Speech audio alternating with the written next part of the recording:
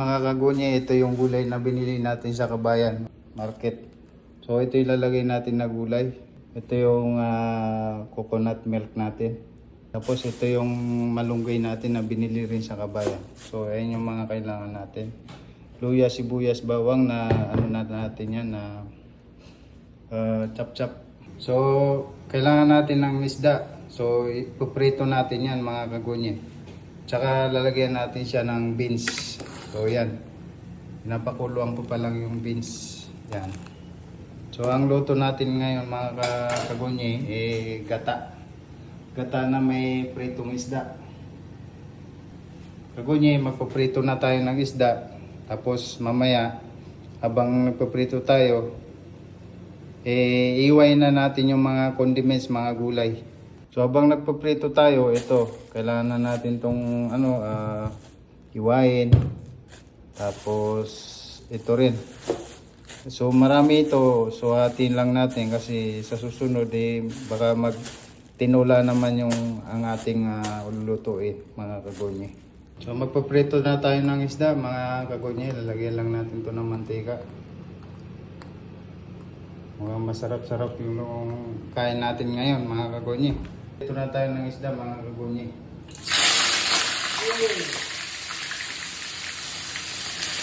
Nakalsik.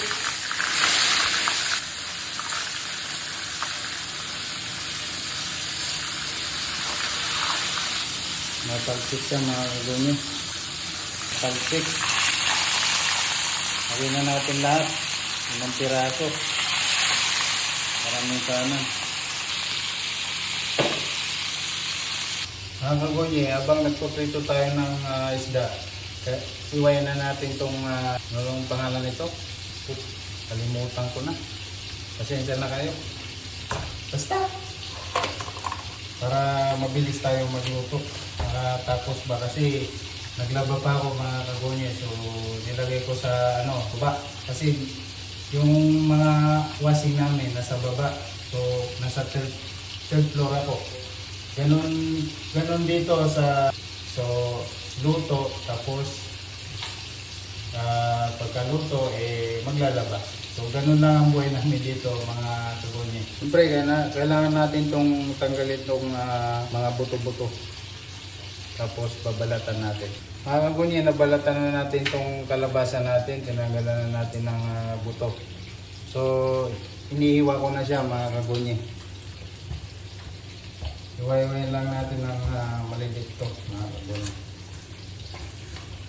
Mga kagunye, ito na yung naiwa natin, yung kalabasa. So check naman natin yung piniprito natin na isda. Baka mamaya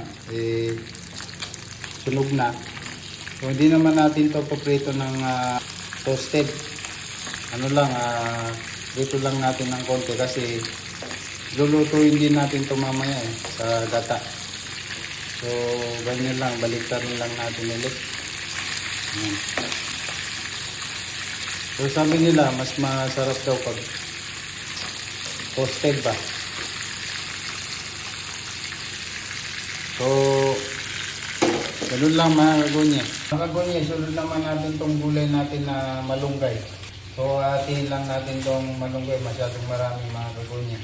Mga kagunye, ayan, na-prepare na natin yung isda, prito, luya, sibuyas, bawang, spring onion, coconut milk, malunggay, kalabasa, tapos sili, green.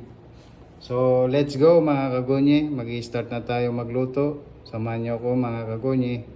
Let's get it out! So papainitin lang natin tong ang ating lutuan mga kagunye. Lagyan na natin ng mantika mga kagunye. Kunti lang. Tapos ikalat natin sa buong lutuan. Painitin lang natin yung mantika. Mga kagunye, ito lalagay din natin tong kudalis. Kudalis ni ulili. Magtay. So mga kagunye, magigisa na tayo ng luya, sibuyas, bawang. Pagsasamahin ko na mga kagunye, mekos-mekos na yan. Tapos halu-haluin lang mga kagunye, mekos-mekos na yan mga kagunye. Ganyan, mekos-mekos mga kagunye.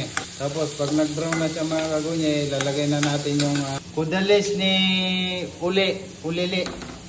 Mikos lang mga kagunye para maggisa na, gisa-gisa ba mga kagunye. Ganyan-ganyan lang mga kagunye. Oh, ginataan mga kagunye.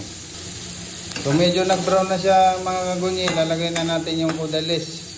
Lalagay na natin yung kudalis mga kagunye, yan.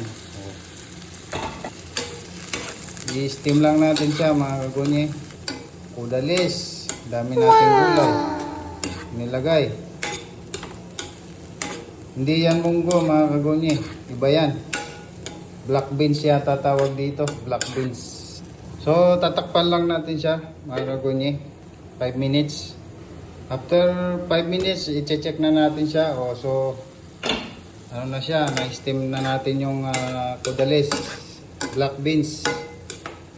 So pagkatapos yan, lalagyan natin siya ng tubig, mainit, para mabilis kumulo.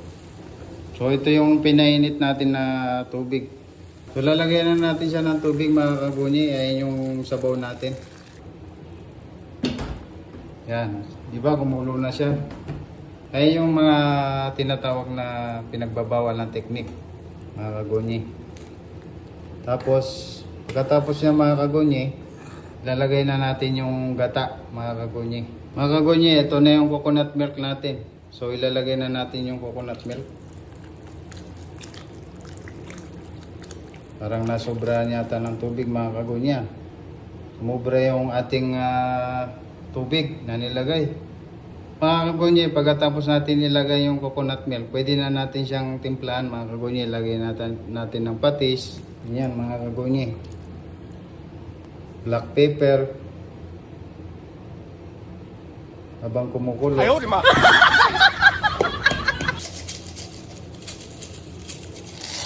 Ibang version to mga kagunyi. Ano to? Version ni kagunyi. Asin. Yan. Magic sarap. Para sumarap. Nice! Tapos, mekos-mekos. Mekos-mekos mo na yan, insan. Oh no!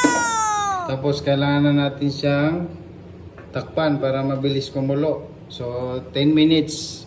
Pag kumulo, lalagay na natin yung ang ating mga gulay o di kaya yung ang ating piniritong isda. So babalikan na lang natin after 10 minutes. Check na natin mga kagonye. So yan, kumulo na yung gata natin. Pwede na natin ilagay yung isda tsaka yung mga gulay. Mga kagonye, ilalagay na natin yung isda mga kagonye. Yan. Para kumapit yung lasa ng ating gata. Sunod na natin yung gulay. Ilagay. Ito yung gulay natin, kalabasa. So ilalagay na natin yung kalabasa para mabilis lumambot. So yan. Ilagay na natin yung kalabasa.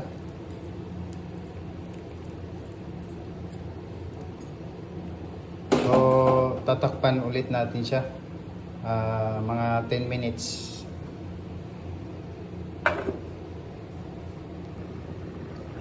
Mga gunye, yan na siya. Kumulo na. Pwede na natin ilagay yung malunggay. Ilagay na natin yung malunggay mga kagunye.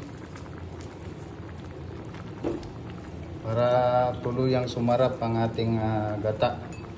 So mga kagunye, kasi tagal na nating hindi nagluto ng gata, nasobrahan ng tubig. Kasi naglagay pa ako ng coconut milk, kaya ganyan siya. Pasensya na kayo mga kagunye. Ganun talaga. Kaya binalance ko na lang. Dinagdagan ko na lang siya ng asin. So ito na siya mga kagunye, ang ating gata. So lagyan na natin yung ang ating pangalan nito.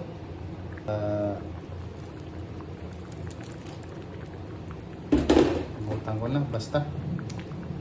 Mga kagunye, nilagay na natin lahat. So tatakpan natin ulit siya, tapos tatimeran natin ng 5 minutes. Yan na mga kagonye, final na yan mga kagonye. 5 minutes. Pagkatapos ng 5 minutes, pwede na nating i-serve. Tapos pwede na tayong kumain mga kagonye. So let's go. At pupuntahan ko rin yung nilabahan ko sa baba mga kagonye. Check na natin mga kagonye.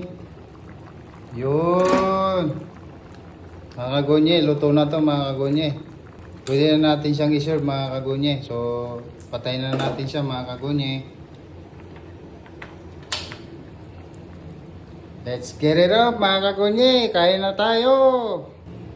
Mga kagonye, saserve na natin ang ating luto.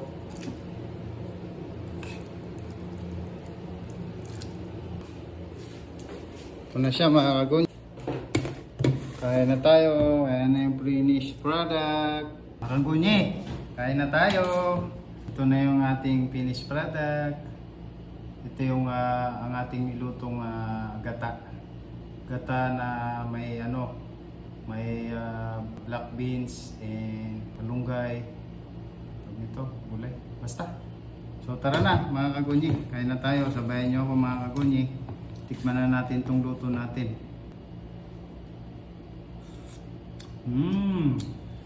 Sarap mga kagunyi. Yay! Sarap, sarap. Ito yung pritong isda. Puro gulay ito mga kagunyi. Kailangan natin ng gulay. Pampahaba ng buhay. Tara na mga kagunyi. Let's go.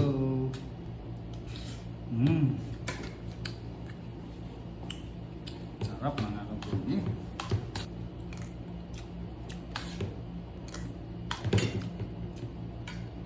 Sarap.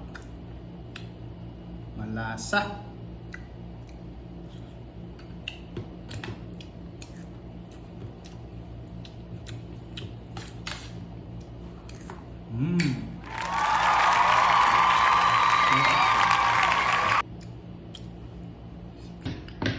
Ang panginihintan nyo mga kagonye, kain na tayo. Sarap.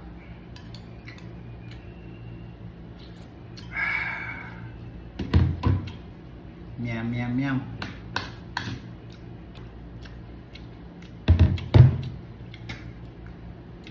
Mukhang hindi gata eh.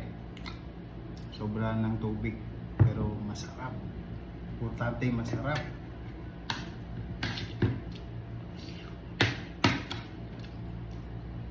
Medyo malapot-lapot ng konti.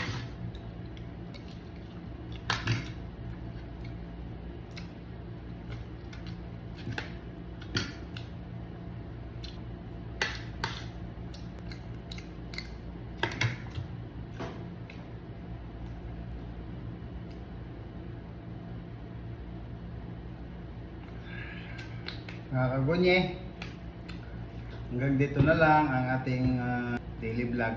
So, bye-bye. Mga kagonye, thank you for watching. Bye-bye mga kagonye.